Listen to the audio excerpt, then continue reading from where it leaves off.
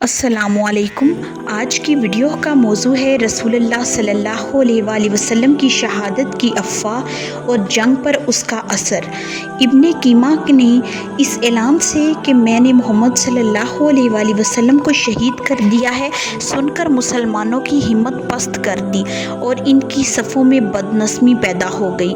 लेकिन ये अफ़वाह मुफीद इस तरह साबित हुई कि मुशरिकीन के पुरजोश हमले सर्द पड़ गए। हज़रत मुसअब बिन उमैर रज़ियल्लाहु ताला अन्हु की शहादत के बाद आप सल्लल्लाहु अलैहि वसल्लम ने झंडे को हज़रत अली रज़ियल्लाहु ताला अन्हु को दिया। अब उन्होंने अपने साथ मौजूद सहाबाए कराम के साथ बेजिगरी से लड़ाई की। आप सल्लल्लाहु अलैहि वसल्लम निरगे में मौजूद सहाबा की जानिब मुशरिकीन की सफ़ें चीर कर रास्ता बनाए, फिर सहाबा रज़ियल्लाहु ताला अन्हु के पास तशरीफ़ लाए। सबसे पहले हज़रत काब बिन मालिक की नज़र आप पर पड़ी और उन्होंने आवाज़ लगाई कि मुसलमानों खुश हो जाओ, रसूलुल्लाह सल्लल्लाहु अलैहि वसल्लम सही सलामत हैं। मुसलमान इस आवाज़ को सुनकर आप सल्लल्लाहु अलैहि वसल्लम के गिर्द जमा हो गए और जब तकरीबन 30 सहाबाए कराम जमा हो गए तो आपने पहाड़ी की खाई यानी कि अपने कैंप की तरफ हटना शुरू कर दिया और अपने कैंप तक पहुँच गए। इधर मुसलमानों का एक गिरोह ऐसा था जो रसूलुल्लाह की शहादत सुनकर अपना हथियार फेंककर जंग से सर्द पड़ चुका था। जब उनके दरमियान से हज़रत अनस बिन नज़र रज़ियल्लाहु ताला अन्हु का गुज़र हुआ तो उन्होंने पूछा, क्यों हाथ पर हाथ रखे खड़े हो? उन्होंने बताया कि रसूलुल्लाह सल्लल्लाहु अलैहि वसल्लम की शहादत के बाद अब जंग किस बात की। इस पर हज़रत अनस बिन नज़र रज़ियल्लाहु ताला अन्हु ने कहा कि अब आप सल्लल्लाहु अलैहि वसल्लम के बाद तुम जिंदा रहकर क्या करोगे? उठो और जिस चीज़ के लिए रसूलुल्लाह ने जान दी है उस पर तुम भी अपनी जान दे दो। इस कलाम से सर्द पड़े हुए मुसलमानों को जोश आ गया और उन्होंने पुरजोश होकर मुशरिकीन से जंग शुरू कर दी। मुसलमानों का एक दूसरा गिरोह ऐसा था कि वो अपनी जान बचाकर मदीना की तरफ चल पड़ा और जब उनकी औरतों ने हाल दरियाफ्त किया तो उन्हें पता चला कि ये लोग रसूलुल्लाह सल्लल्लाहु अलैहि वसल्लम की शहादत की वजह से चले आए हैं। तो इन औरतों ने कहा कि जब रसूलुल्लाह ही शहीद कर दिए गए तो तुम वापस क्यों आए? तुम जाओ और जिस चीज़ पर रसूलुल्लाह सल्लल्लाहु अलैहि वसल्लम ने जान दी है उस पर अपनी जान निछावर कर दो, वरना ये चूड़ियाँ लो और हम जंग को चलती हैं। मुसलमानों का ये तीसरा गिरोह भी था जिसे सिर्फ रसूलुल्लाह सल्लल्लाहु अलैहि वसल्लम की फ़िक्र थी, जिसमें सरे फरिश्त अबू बकर रज़ियल्लाहु ताला अन्हु थे। इन हज़रात ने जंग के बदले हुए नक्शे को देखकर सबसे पहले आप सल्लल्लाहु अलैहि वसल्लम की हिफाजत के लिए आपके पास पहुंचना शुरू कर दिया। जब रसूलुल्लाह सल्लल्लाहु अलैहि वसल्लम अपने कैंप में तशरीफ़ ला चुके तो अबी बिन खल्फ घोड़े पर सवार ये कहता हुआ पहुंचा कि मोहम्मद कहाँ हैं?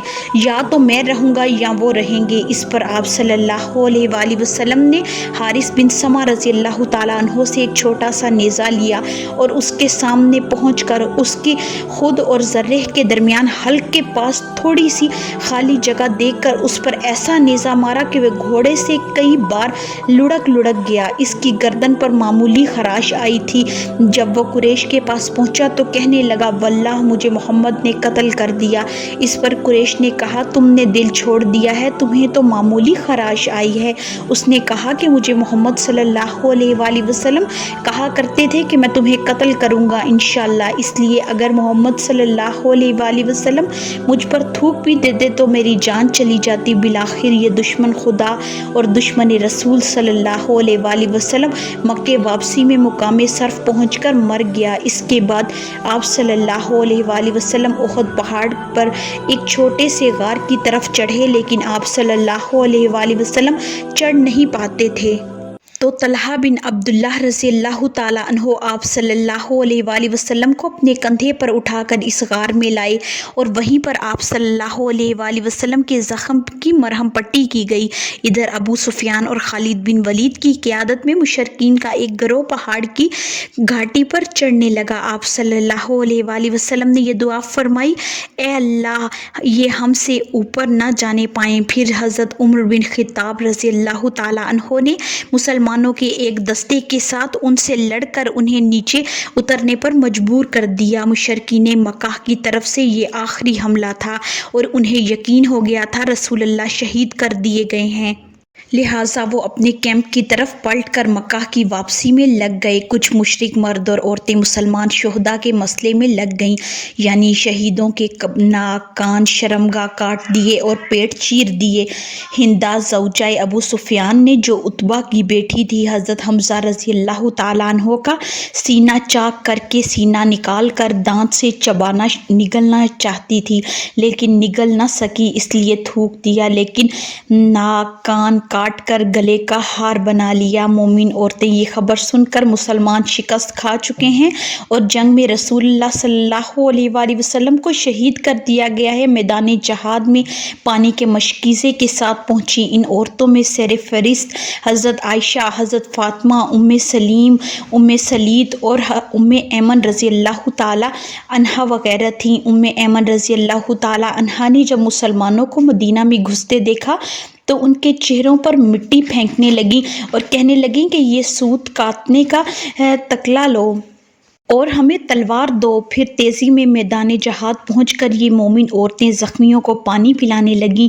حضرت ام ایمن رضی اللہ تعالی عنہا پر حبان بن ارقہ نے تیر چلایا اور وہ آ پڑی، جس سے ان کا پردہ کھل گیا تو وہ ہنسنے لگا۔ رسول اللہ صلی اللہ علیہ وآلہ وسلم کو یہ بات ناگوار گزری اور آپ صلی اللہ علیہ وآلہ وسلم نے حضرت سعد بن ابی وقاص رضی اللہ تعالیٰ عنہ کو ایک بیگرانی کے تیر دے کر فرمایا کہ اسے چلاؤ۔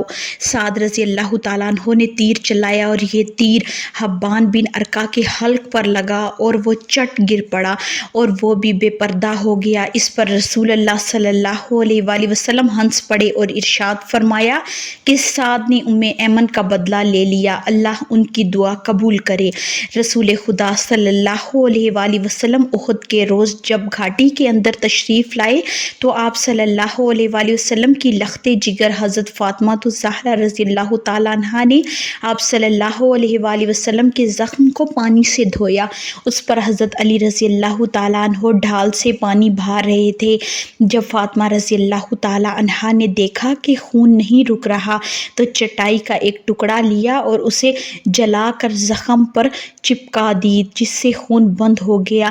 زخم کے سبب ظہر کی نماز آپ صلی اللہ علیہ وآلہ وسلم نے بیٹھ کر ادا کی اور صحابہ کرام رضی اللہ تعالیٰ عنہ نے بھی آپ کے پیچھے بیٹھ کر ہی نماز ادا کی۔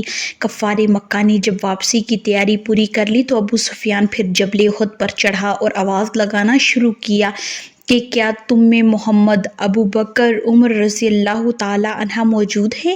آپ صلی اللہ علیہ وآلہ وسلم کے منع کرنے کی وجہ سے کسی نے جواب نہ دیا تو ابو سفیان نے کہا چلو، ان تینوں کا کام تمام ہوا۔ اس پر عمر بن خطاب رضی اللہ تعالیٰ عنہ برداشت نہ کر پائے اور بول اٹھے کہ اے اللہ کے دشمن، تم نے جن جن کا نام لیا ہے وہ سب کے سب موجود ہیں اور زندہ ہیں۔ اس پر ابو سفیان نے خدا کا واسطہ دے کر پوچھا کہ کیا ہم نے محمد صلی اللہ علیہ وآلہ وسلم کو قتل کر دیا ہے؟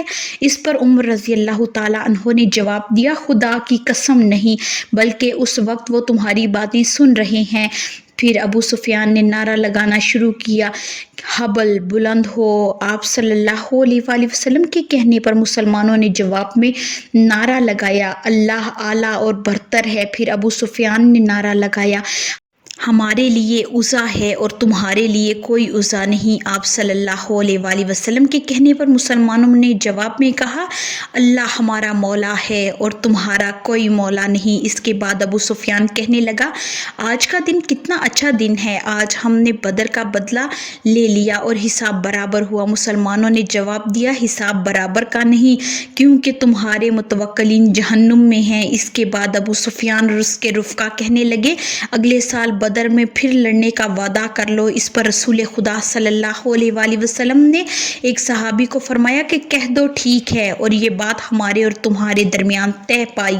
اس کے بعد ابو سفیان اپنے لشکر کے ساتھ مکے کے لیے روانہ ہو گیا۔